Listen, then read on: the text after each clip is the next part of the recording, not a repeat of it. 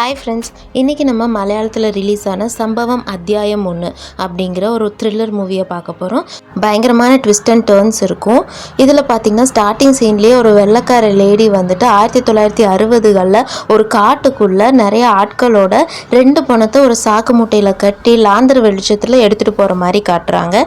அந்த 2 பணமும் இந்த லேடி கொலை பண்ணதாக தான் இருக்கும். ஒன்று இந்த லேடியோட கணவன், இன்னொன்று அந்த கணவன் வைத்திருந்த கள்ளக்காதலி. இந்த 2 பேர்த்தையும் ஒன்றா இருக்கும்போது இந்த அம்மா பார்த்துட்றாங்க. பார்த்துட்டு 2 பேர்த்தையும் கொலை பண்ணி அவங்கள புதைக்கிறதுக்காக இந்த காட்டு பகுதிக்குள்ளே கொண்டு வராங்க. 2 பணத்தையும் தனித்தனியாக புதைக்கணும் அப்படின்னு நினைக்கிறாங்க. முதல் பணத்தை புதைச்சதுக்கப்புறம் 2வது பணமாக இருக்கக்கூடிய இவளுடைய ஹஸ்பண்டு எந்திரிச்சு ஓடுறான். அவன் ஓடினாலும் உயிரோடு இருக்காங்கிறத கண்டுபிடிச்சி இவ கொலை பண்ணுறதுக்காக வந்து துப்பாக்கி நீட்டுறான். அதுக்குள்ளே அவன் ஒரு கத்தி எடுத்து இவளை சொருகிட்டு அவன் அங்கேருந்து எஸ்கேப் ஆயிடுறான். ரொம்பவும் சின்ன பையனாக தான் பார்த்து இந்த லேடி அப்போவே கல்யாணம் பண்ணியிருக்கோம். அதுக்கப்புறம் பார்த்திங்கன்னா இப்போ ப்ரெசண்ட்டில் இருக்க ஸ்டோரிக்கு வரும். இதுக்கப்புறம் ஏகப்பட்ட ட்விஸ்ட்டு நிறைஞ்சிருக்குங்க. இந்த காட்டில் இப்போது கொஞ்சம் பேர் ட்ரெக்கிங் வந்திருக்காங்க, பசங்க பொண்ணுங்கன்னு. காட்டு பண்ணியே சுடலான்னு பார்க்கும்போது தெரியாதனமாக திடீர்னு ஒருத்தன் இடையில வந்து விழுந்துடுறான். அந்த மனுஷனை சுட்டுறாங்க. அதே நேரத்தில் அதே காட்டுக்குள்ளே 4-5 போலீஸ்காரங்களும் கண்ணில் கன்னை வச்சுக்கிட்டு குற்றவாளிகளை தேடிக்கிட்டு இருக்காங்க. அந்த பொண்ணு ஷூட் பண்ண உடனேயே அந்த காட்டுக்குள்ளே பயங்கரமான சத்தம் வருது, பயங்கர கன்ஃபியூஷன்ஸ் வருது. என்ன பண்ணுறதுன்னு தெரியல, யாரும் எதிர்பார்க்காத மாதிரி அது முடியுது. இப்போ தான் நமக்கு தெரிய வருது இந்த காட்டுக்குள்ளே ஏகப்பட்ட பேர் மாட்டிகிட்டு இருக்காங்கன்னு. இந்த நேரத்தில் ஹீரோவோட என்ட்ரி. இந்த ஹீரோ வந்து அவங்களுடைய ஒய்ஃபை ஹாஸ்பிட்டலில் சேர்த்துருக்காங்க. அவங்களுக்கு பிரசவம் ஆக போகுது, ஆனால் டேட்டு தள்ளி தான் கொடுத்துருப்பாங்க. அதனால டியூட்டியில் ஜாயின் பண்ணிட்டு போடலாம் அப்படின்னு சொல்லிட்டு இவங்க டியூட்டியில் ஜாயின் பண்ண வந்திருப்பாங்க. ஆனால் அதுக்குள்ளே இவங்களுக்கு பெண் குழந்தையும் பிறந்துருது. அந்த விஷயம் இவங்களுக்கு தெரிஞ்சோடனே ரொம்ப சந்தோஷமாக டியூட்டியில் ஜாயின் பண்ணிட்டு இருக்காரு. அந்த நேரமாக பார்த்து ஜாயின் பண்ண வரும்போது இவரும் ஒரு ஜீப்பில் ஏறாரு. அந்த ஜீப்பில் திடீர்னு ஒருத்தன் வந்து குறுக்கால விழுந்து அடிபட்டுறான். அவனும் ஒரு போலீஸ்காரர் தான். அந்த போலீஸ்காரரை பார்த்த உடனே ரொம்ப அடிபட்டுன்னு தெரிஞ்ச உடனே இவங்கெல்லாம் சேர்ந்து அவர் ஒரு ஹாஸ்பிட்டலில் அட்மிட் பண்ணுறாங்க. அடிபட்டது ஒரு தமிழ்நாட்டு போலீஸ்காரர். அவரை கொண்டு போய் ஹாஸ்பிட்டலில் சேர்த்ததுக்கப்புறமா இவங்க 3 பேர் சேர்ந்து இவங்க ஸ்டேஷனுக்கு போகலான்னு போயிட்டு இருக்கும்போது எஸ்ஐ கிட்டேருந்து இன்ஸ்பெக்டருக்கு ஒரு கால் வருது. இந்த மாதிரி உடனடியாக நீங்கள் அந்த ஃபாரஸ்ட் இடத்துக்கு ஓடியாங்க அப்படின்னு சொல்கிறாங்க. எது கூப்பிட்றாங்கன்னு தெரியாமல் இவங்க 3 பேரும் சேர்ந்து போகிறாங்க. அதாவது 3 பேர்னால் அந்த ஹீரோ, இவர், அப்புறம் இன்னொரு ரெஜிங்கிறவர். 3 பேர் போய் பார்க்கும்போது அந்த ஃபாரஸ்டுடைய ஏரியாவில் ஒரு பணம் கிடக்குது. அது ரொம்ப சேரும் சகதியுமாக ரொம்ப கொடூரமாக இருக்குது. இது என்னடா புதுசாக இருக்குது அப்படின்னு பார்த்துட்டு யோசிச்சுட்டு இருக்காங்க. அது யாருன்னு அடையாளம் தெரியாததுனால ஃபாரன்சிக் டிபார்ட்மெண்ட்டுக்கு சொல்லிடுறாங்க. இப்போ காட்டுப்பகுதியில் hero, sub inspector and inspector 3 பேர் வெயிட் பண்ணுறாங்க. அந்த நேரம் ஆரம்பத்தில் ஒரு தமிழ்நாடு போலீஸ்காரர் வந்து வண்டியில் விழுந்து அடிபட்டார் இல்லையா, அவருடைய வாக்கி டாக்கிக்கு ஒரு கால் வருது. அதில் என் பேர் ஸ்டீஃபன், நான் இங்கே காட்டுப்பகுதியில் மாட்டியிருக்கேன், எப்படி வெளியே போகிறதுன்னு தெரியல, தயவு செஞ்சு யாராவது வந்து கூட்டிகிட்டு போங்கன்னு சொல்லி ரொம்ப அலறி துடிக்கிறாரு.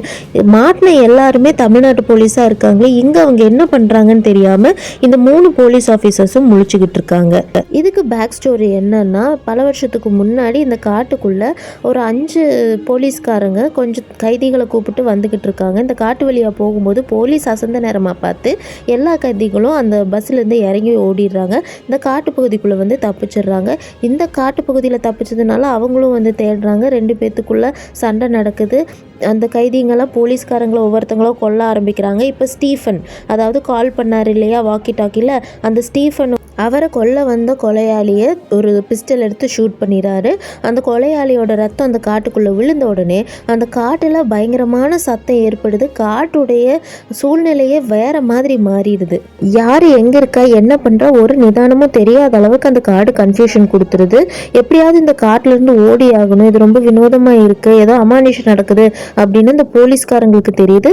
உடனே போலீஸ்காரங்க காட்டிலேருந்து வெளியே போகிறதுக்கான வழியை தேடிக்கிட்டு இருக்காங்க. அப்படி தப்பிச்சு வெளியே வரும்போது தான் ஃபர்ஸ்ட் வந்து வண்டி முன்னாடி விழுந்து அன்கான்ஷியஸ் ஆகி இப்போ ஹாஸ்பிட்டலில் ஒருத்தர் அட்மிட் ஆகிருக்காரு. ஆனால் உள்ளே மாட்டிக்கிட்டு இருக்கிறது ஸ்டீஃபன் ஒரு போலீஸு. அந்த ஸ்டீஃபனை காப்பாற்றுறதுக்காக இப்போ ஹீரோ, சப் இன்ஸ்பெக்டர், இன்ஸ்பெக்டர் 3 பேரும் அந்த காட்டுக்குள்ளே போகிறாங்க. ஸ்டீஃபனை காப்பாற்றுறதுக்காக ஸ்டீஃபனுடைய வாக்கி டாக்கிக்கே இவங்க திருப்பி கால் பண்ணுறாங்க. கால் பண்ணி அவர் எங்கே இருக்கேன்னு கேட்கும்போது இங்கே ஒரு பெரிய மரம் இருக்குது, அது பக்கத்தில் இருக்கேன்னு சொல்கிறாங்க.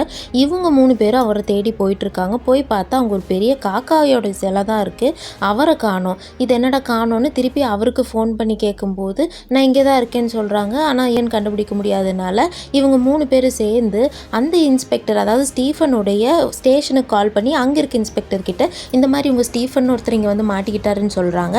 அந்த இன்ஸ்பெக்டர் அப்படி ஒரு போலீஸ் இப்போ இங்கே இல்லைங்க அப்படின்ற மாதிரி சொல்லிடுறாங்க.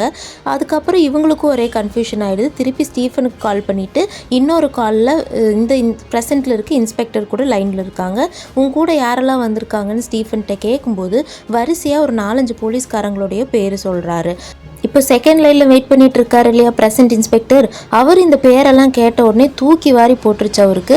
அவர் வந்துட்டு இப்போது ப்ரெசென்ட்டில் இருக்கக்கூடிய sub inspector, inspector and hero அந்த டீம் கிட்ட சொல்கிறாங்க, சார் இந்த மாதிரி 1994 வந்து இதே மாதிரி காட்டுக்குள்ளே போன இன்ஸ்பெக்டர்களுடைய பேர் தான் நீங்கள் சொல்கிறீங்க, அவங்க திரும்பி வரவே இல்லை, அவங்களுக்கு அந்த காட்டுக்குள்ளே என்ன நடந்துச்சுன்னே தெரியல, அதில் போன ஒருத்தருடைய பையன்தான் நான், அவர் பேர் முத்துவேலு, நீங்கள் அங்கே இருக்கிறது ரொம்ப சேஃப் இல்லை, தயவு செஞ்சு அங்கேருந்து கிளம்பி வந்துருங்க, அந்த காடு ரொம்ப மோசமான காடு, உள்ளே போன யாருக்கு என்னாச்சுன்னு கூட இது வரைக்கும் தெரியல அப்படின்னு சொல்லி ஒரு பயத்தை கிளப்புறாரு. இதையெல்லாம் கேட்டுட்டு இருக்க இந்த 3 பேத்துக்கும் பயங்கர பயமாயிடுச்சு. அதில் ஒரு சப் இன்ஸ்பெக்டர், அதாவது ரெஜி, இவர் வந்துட்டு உள்ளுக்குள்ளே ஏதோ தப்பாக நடக்குது, என்னால் ரிஸ்க் எடுக்க முடியாது, நான் கிளம்புறேன் அப்படின்னு கோவமாக கிளம்புறாரு. அந்த டைமில் மறுபடியும் ஸ்டீஃபன் கிட்ட இருந்து கால் வருது. ஸ்டீஃபன் சொல்கிறாரு, என் பக்கத்தில் ஒரு டெட் பாடி இருக்குது, அது பேர் அசோக்கு அப்படின்னு சொல்கிறாங்க. இவனுங்களும் ஓடி போய் அவன் சொன்ன இடத்துல பார்த்தா அங்கே 2 எலும்புக்கூடு இருக்குது. அதில் அசோக்குன்னு சொல்கிறது பார்த்திங்கன்னா இப்போ ப்ரெசென்ட்டில் இருக்க இன்ஸ்பெக்டரு. இன்னொரு எலும்புக்கூடு யாரோடதுன்னு பார்த்தீங்கன்னா இவ்வளோ நேரம் ஃபோனில் பேசிகிட்டு இருக்காரு இல்லையா ஸ்டீஃபன், அவருடைய ப்ரெசென்ட்டில் இருக்க எலும்புக்கூடு. இப்போ உயிரோடு இருக்க இந்த அசோக்கு எப்படி 1994 வந்து டெட் பாடியாக இருக்கார், அப்போ எப்படி இப்போ உயிரோடு இருப்பாருன்னு இவங்களுக்குள்ள பயங்கர கன்ஃபியூஷனாக இருக்குது. என்ன பண்ணுறதுன்னு தெரியாமல் இப்போ இந்த ஃபோன் காலில் வந்துட்டு இந்த அசோக் இருக்கார் இல்லையா, அவர் ஸ்டீஃபன் கிட்டேயே வந்துட்டு இப்போ என்ன தேதின்னு கேட்குறாரு. அதுக்கு ஸ்டீஃபன் சொல்கிற பதிலில் தான் ஃபஸ்ட்டு ட்விஸ்ட்டே இருக்குது. அவர் இன்றைக்கி மே 26, 1994ன்னு சொல்கிறாங்க. அப்போ அது 1994ன்னா இப்போ ப்ரெசென்ட்டில் 30 வருஷம் ஆயிடுச்சு. இது எப்படி சாத்தியம்னு தெரியாமல் இவங்க குழம்பி போய் நிற்கிறாங்க.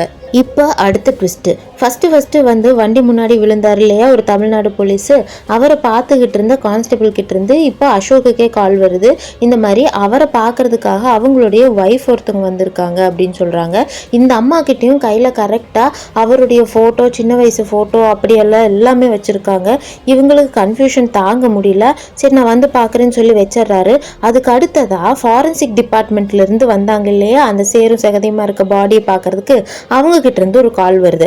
அவங்க ஃபோன் பண்ணி நீங்கள் காலையில் காமிச்ச பாடி வந்து சப் இன்ஸ்பெக்டர் ரெஜியோடதுன்னு சொல்கிறாரு. ரெஜி யாருன்னு தெரியும் இல்லைங்களா, இப்போ இந்த 3 பேர்த்தில் நான் கிளம்புறேன்னு சொல்லிட்டு கோபமாக போனார்ல, அவர் தான் ரெஜி. அவர் போகிற வழியில் காட்டுப்பகுதியில் ஏதோ ஒரு இடத்துல சிக்கி சேரு சகதியுமாகி இப்போ பொணமாக கிடக்கிறாரு. என்னடா அது இப்போ தானே அந்த ஆள் கிளம்பி போனால், அதுக்குள்ளே எப்படி காலையிலேயே அவன் பொணமாக நமக்கு கிடச்சிருப்பான்னு தெரியாமல் அங்கேயும் ஒரு கன்ஃபியூஷன் நடக்குது. அப்போ திடீர்னு ஒரு ஷூட் ஆகிற சவுண்டு கேட்குது. சவுண்டு கேட்டால் அடுத்த நொடியே இப்போ ஹீரோவும் அசோக்கும் வேறு இடத்துக்கு போயிடுறாங்க. ஹீரோ நிற்கிற இடத்துல இருந்து ரெஜி கத்துற சவுண்டு கேட்குது. அவன் கத்துற சவுண்டு கேட்கிட்ட இடத்துக்கு நேராக அவன் ஓடி போய் பார்க்குறான். அதுக்குள்ளே ரெஜியே தட்டு மாதிரி எந்திரிச்சு நடக்க ஆரம்பிச்சிடுறான். அந்த நேரமாக பார்த்து ரெஜிக்கு முன்னாடி ஒரு குட்டி பாப்பா வந்து நிற்கிறா. அந்த குட்டி பாப்பாவை பார்த்த உடனேயே இந்த ரெஜி வந்து அக்கா அக்கான்னு சொல்லிட்டு அந்த குட்டி பாப்பா பின்னாடியே போகிறா.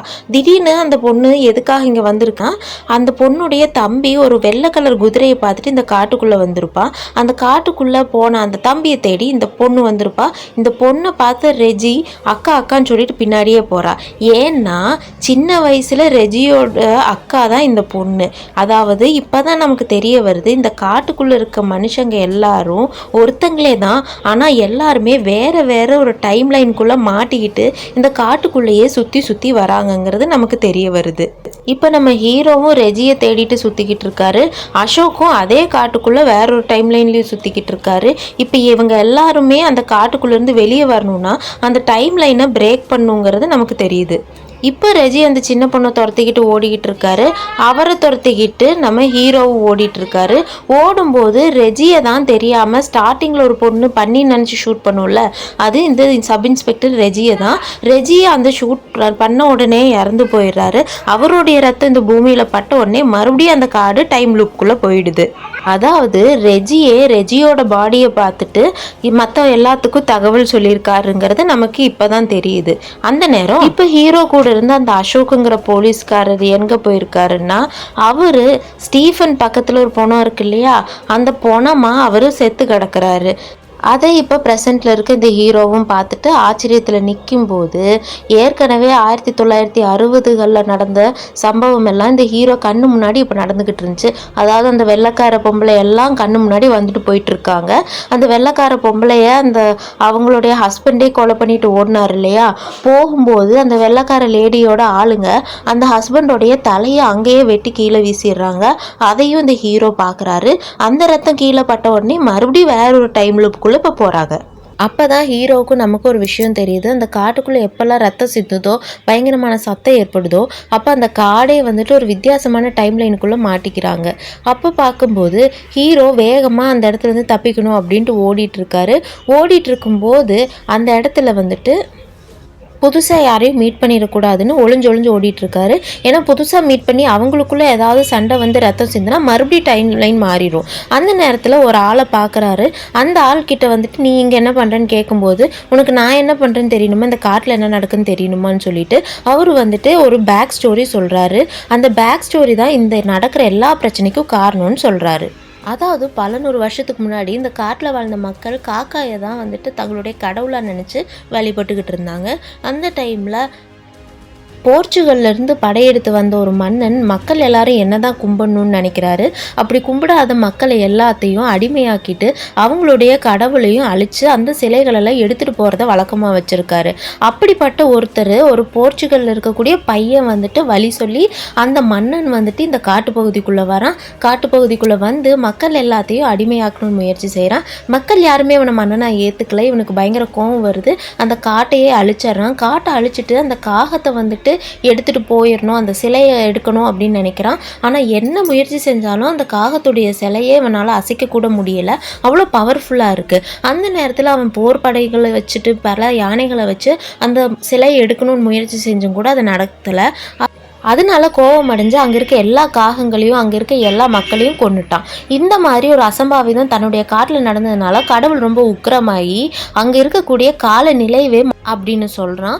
இதெல்லாம் உனக்கு எப்படி தெரியும்னு ஹீரோ கேட்கும்போது, அந்த மன்னருக்கு தகவல் சொன்ன போர்ச்சுகீஸ் பையனே நான் தான் சொல்கிறான். அதாவது இவ்வளோ பிரச்சனைக்கு காரணம் எல்லாமே இப்போ ப்ரெசென்ட்டாக அந்த காக்கி சட்டை போட்டுட்டு அங்கே சுற்றிக்கிட்டு இருக்க இந்த ஆள் தான். இவனுக்கு தான் எல்லா விஷயமே தெரியும். அவன் சொல்கிறான், இந்த விஷயம்லாம் நடக்காமல் இருக்கணும்னா நம்ம ஆரம்பத்திலிருந்து எல்லா பிரச்சனைகளையும் நம்ம சரி பண்ணணும். அப்போ தான் இப்போ நடக்கக்கூடிய இந்த கன்ஃபியூஷன் வந்துட்டு இங்கே நிற்கும். இல்லைன்னா நம்ம எல்லாரும் திரும்ப திரும்ப இதே டைம் லைனுக்குள்ளே இதே காட்டுக்குள்ளே தான் திரும்ப சொல்லிக்கிட்டே இருப்போம். எல்லாம் ஒன்றோட ஒன்று அடுத்தடுத்து நடந்துக்கிட்டே இருக்கும் அப்படின்னு சொல்கிறான். இப்போ இந்த பேக் ஸ்டோரி தெரிஞ்சுக்கிட்ட ஹீரோ கண்ணில் ஸ்டீஃபன் மாட்டுறாரு. ஸ்டீஃபன் கிட்ட நீ இங்கே இப்போ உடனடியாக இங்கேருந்து வெளியே போகணும் அப்படின்னு சொல்கிறாரு. ஸ்டீஃபன் இல்லை, நாங்கள் தமிழ்நாட்டிலேருந்து வந்த போலீஸு, நிறைய திருடங்க இங்கே சுற்றிக்கிட்டு இருக்காங்க, எல்லாத்தையும் பிடிச்சிட்டு தான் நாங்கள் வெளியே போவோம்னு சொல்கிறாரு. இப்போ நீங்கள் போகலைன்னா நீங்கள் உங்கள் பையனை பார்க்கவே முடியாது, உங்களுக்கு ஒரு பையன் பிறக்க போகிறான் அப்படின்னு சொல்கிறாரு. இதெல்லாம் உங்களுக்கு எப்படிங்க தெரியும் அப்படின்னு ஸ்டீஃபன் வந்துட்டு இப்போ ஹீரோ கிட்ட கேட்குறாங்க. அப்போ ஹீரோ வந்துட்டு சொல்கிறாரு, நீங்கள் தான் வந்துட்டு கடந்த காலத்தில் வாழ்ந்த என்னுடைய தந்தை, இப்போ நீங்கள் வெளியே போகாட்டி நீங்கள் இங்கேயே இறந்துடுவீங்க, நான் பிறக்கிறது கூட உங்களால் பார்க்க முடியாது அப்படின்னு ஸ்டீஃபன் வந்துட்டு ஹீரோ கிட்ட சொல்கிறாரு.